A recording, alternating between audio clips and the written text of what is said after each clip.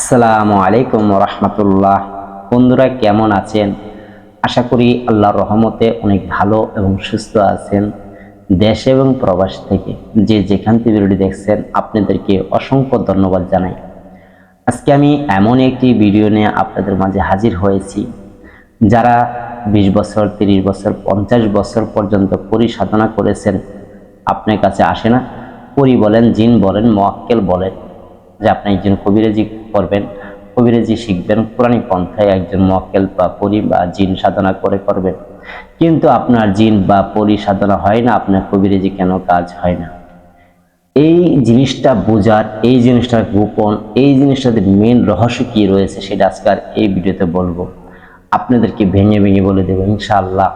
যদি আপনি এই কথাগুলি বুঝে শুনে আমল করতে পারেন, ইনশাআল্লাহ আপনার পরিসাধনা বলেন, মুআক্কেল সাধনা বলেন বা কবিরাজি শিক্ষা বলেন, আপনি শিখতে পারবেন খুব সহজে, যদি আপনি গুমরটি জানতে পারেন। আজকে এমনই কিছু গুরুত্বপূর্ণ গুমর বলা হবে। আমি একটি কথা বলি যে যারা আমার এই ভিডিও আজকে নতুন দেখছেন, কষ্ট করে চ্যানেলটা সাবস্ক্রাইব করে রাখুন আর ভিডিওটা বন্ধুদের মাঝে শেয়ার করে দেন। কারণ আমার এই চ্যানেলে যে ভিডিওটা আপলোড করে থাকি, সত্য কথা বলে থাকি বা সত্য পথ আপনাদেরকে দেখায় থাকি, যেটা সত্য সেটা বলি। অথচ কারো ভালো লাগবে, কারো ভালো লাগবে না, এটা স্বাভাবিক, কেউ কষ্ট পাবেন না। আরেকটি বিষয়, যারা আমাকে হোয়াটসঅ্যাপে এসে বলেন যে উস্তাদ জি আমাকে অনুমতি দেন, টোটালি কিন্তু আপনি অনুমতি পাবেন না। হোয়াটসঅ্যাপে কেউ অনুমতি চাইলে পাবেন না। হোয়াটসঅ্যাপটা হলো যারা আমার কাছে ক্লাস করে, যারা শিক্ষা অর্জন করে তাদের জন্য। স্ক্রিনে যে নাম্বারটি সেটি কিন্তু হোয়াটসঅ্যাপ নাম্বার। এই সিম নাম্বারে ফোন দিলে কখনো আমাকে পাবেন না। হোয়াটসঅ্যাপে সেভ করে ভয়েস দিবেন, তাহলে আসবে, আর সেই ভয়েসের উত্তর আমি দেবো ইনশাআল্লাহ। যাই হোক, এখন সে পরি বা জিন মুআক্কেল আপনি কিভাবে সাধনা করবেন, গোপন কি কথা রয়েছে এখন আমি বলবো। স্কিপ না করে সমস্ত ভিডিওটা দেখেন, একটি সেকেন্ড স্কিপ করবেন না, তাহলে আপনি এমন কোনো কথায় মিস্টেক করে ফেলাবেন যে আপনার সকলের কাজ হবে না। যাই হোক, প্রথমত আপনার কি লাগবে? প্রথম আপনার কি লাগবে? আপনার একজন উস্তাদ লাগবে, আপনার একজন গুরুজি লাগবে। যদি আপনার উস্তাদ বা গুরুজি না থাকে, আপনি সারা জীবন সাধনা করবেন, সারা জীবন কবিরাজি করবেন, সারা কিতাবের কাজ আপনি করবেন, কোনোটা কিন্তু কাজে আসবে না যে পর্যন্ত আপনার একজন উস্তাদ বা গুরুজি না থাকে। আপনি 50 বছর, 100 বছর, কেন 500 বছর যদি আপনি এভাবে কাজ করেন, কোনো কাজে আসবে না। মেন হলো একজন উস্তাদ বা একজন গুরুজি লাগবে অবশ্যই, তাছাড়া কিন্তু কখনো ফল পাবেন না। এটা হলো মেন 1 নম্বরের কথা। 2 নম্বরের বিষয়টা যেটা রয়েছে, আল্লাহর প্রতি একই বিশ্বাস রাখতে হবে 100%। এর ভিতরে আপনি যারা পরিমাণ সন্দেহ করতে পারবেন না। আপনি ধরেন যে একটি কোরআন থেকে আমল করবেন, সে আমলটা যখন করবেন আপনি এমনভাবে বিশ্বাস করতে হবে যে সারা দুনিয়া একদিকে, আমি যে আমলটা করতেছি আল্লাহ পাক আমাকে দিবে, এটা সত্য।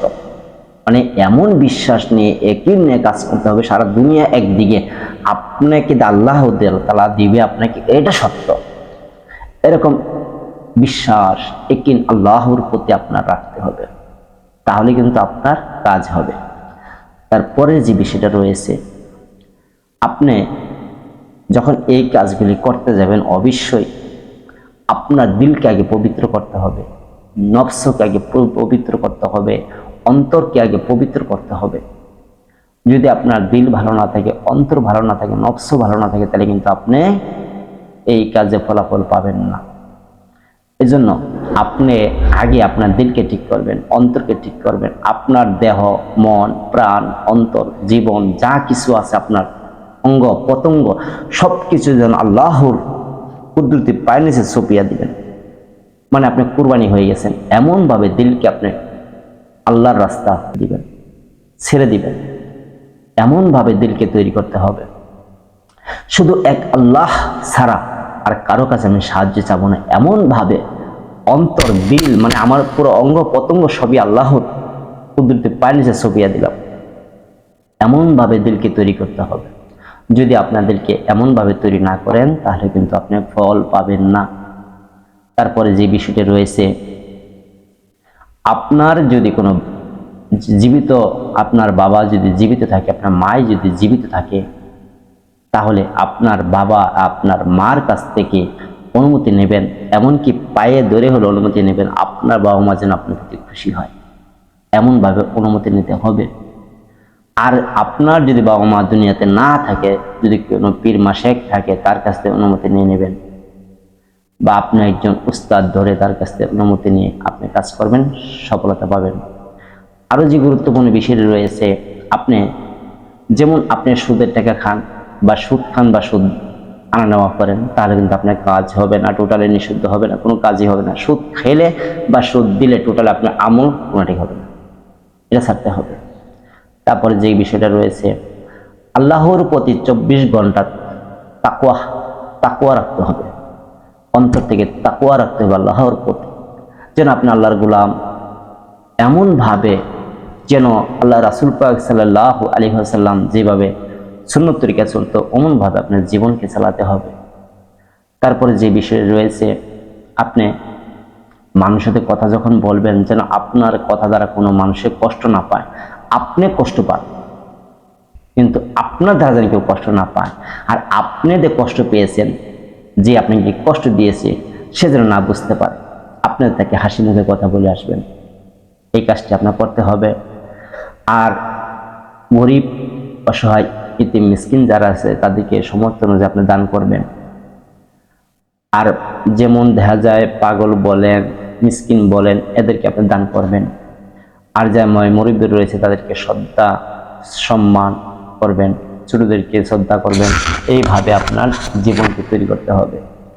তারপরে যে বিষয়টি রয়েছে, আপনি 5 ওয়াক্ত নামাজি হতে হবে, ইমানদার হতে হবে, মুত্তাকিন হতে হবে, আল্লাহ প্রতি ইয়াকিন রাখতে হবে, আল্লাহর ভয় 24 ঘন্টা দিলেতে রাখতে হবে। আপনার মৃত্যুকে আপনার নিকটে, এখন আমার মৃত্যু হয়ে যাবে এমন নিকটে রাখতে হবে। যেমন আমি বলে থাকি, এই যে আমি একটা কথা বলছি, আরেকটা কথা বলতে পারবো কিনা তার কিন্তু বিশ্বাস নেই, এই অবস্থায় মৃত্যু হতে পারে।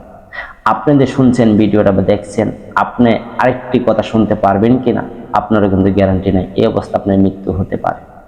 এমনভাবে মৃত্যুকে আপনার সাথে সঙ্গে রাখবেন, অন্তরে যেন মৃত্যু আমার কাছে আছে, নিকটে আছে, এমনভাবে আপনার রাখতে হবে। তারপরে যে বিষয়গুলি রয়েছে, আপনি যে আমলগুলি করবেন, অবশ্যই এই যে আমলটা করবেন সেই আমলটা আপনাকে রিসার্চ করবেন। কিভাবে রিসার্চ করবেন? যে আমি যে বাক্যটা পাঠ করব, সেই বাক্যটা কি কোরআনের ভিতরে কোনো শব্দ আছে নাকি কোরআনের বাহিরে? এটা যেমন দেখা হলো সূরার ভিতরে একটা, কোরআনের ভিতরে একটি হরফ, 2টি হরফ, একটি বাক্য, 3টি বাক্য, 1 আয়াত বা 2 আয়াত বা একটা সূরা বলে যদি থাকে, তাহলে সেটা করবেন। তবে দেখবেন সেই সূরাটা কি উল্টাপাল্টা আছে কিনা কিছু, তাহলে কিন্তু করা যাবে না। আর যদি কোরআনের সাথে মিল থাকে, সূরাটা মিলে আছে, 1 আয়াত হোক বা 2 আয়াত হোক, তাতে কিন্তু সমস্যা না। কিন্তু দেখা গেল এখানে আছে সূরা ফাতিহার একটা অংশ, আবার সূরা নাসের একটা অংশ, মানে এইভাবে যদি সাজানো থাকে তাহলে কিন্তু সেটা করবেন না। আর যদি দেখা যায় সূরা ঠিক আছে, আয়াতটা ছোট হয়েছে, কোনো সমস্যা নেই, আপনি আমলটা করবেন। এটা জেনে বুঝে আপনি কাজ করতে হবে, কারণ ভুল কোনো কাজ করা যাবে না।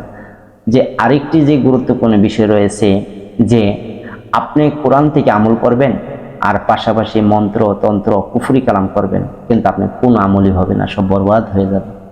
এটা হলো না, ওটা হলো না। আপনি যেমন নদী পার হবেন, নদীর মাঝে 2টা নৌকা, 2টা নৌকায় আপনার ভালো লেগেছে, এখন আপনি বলতেছেন আমি এই নৌকাতে যাব, ওই নৌকাতে যাব, 2টা দেখি কিভাবে যাবেন? তা আমি 2টার মধ্যে 2 পাও দিয়ে আমি নদী পার হব, 2টা দিয়ে যাবো আমি। যদি এমন করেন নৌকা মাঝখানে যে 2টা 2 দিক চলে যায়, আপনি নিচে পড়ে যাবেন।